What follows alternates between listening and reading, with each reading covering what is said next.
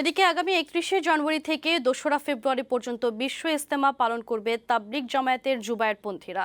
বৃহস্পতিবার রাজধানীর একটি হোটেলে আয়োজিত সংবাদ সম্মেলনে জুবায়েরপন্থীদের মিডিয়া সমন্বয়ক হাবিবুল্লাহ রায়হান বলেন, নির্ধারিত সময়েই বিশ্ব ইজতেমা পালন এবং সাদপন্থীদের ইজতেমা করতে চাইলে প্রতিহত করা হবে।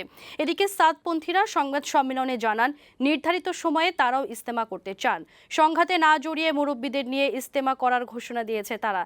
এজন্য আইনশৃঙ্খলা রক্ষাকারী বাহিনীর সহযোগিতাও চান সাদপন্থীরা। দাওয়াতের এই মেহনতকে কলঙ্কিত করতেছে সাদ সাহেবের এদেশে অনুসারীরা। এই মেহনতকে রক্তাক্ত করছে সাদপন্থীরা। বারবার তারা এই মেহনতকে বিতর্কিত করতেছে। আমরা অবশ্যই চাইবো যে অন্তত বাংলাদেশের মতো একটা দেশ, যেটা ওলামাদের দেশ, যেটা মসজিদের শহর বলা হয়, এই দেশের ভিতরে অন্তত সাদপন্থীদের কর্মকাণ্ডকে প্রশাসনের পক্ষ থেকে নিষিদ্ধ করা হোক। পুলিশের মাধ্যমে বা র্যাব আর্মি ফোর্সের মাধ্যমে প্রশাসন এই মাঠটাকে তাদের নিয়ন্ত্রণেই রাখবে। উভয় পক্ষের এই মাঠের মধ্যে সমান অধিকার প্রশাসন নিশ্চিত করবে। এই ব্যাপারে আমরা প্রশাসনের প্রতি আস্থাশীল।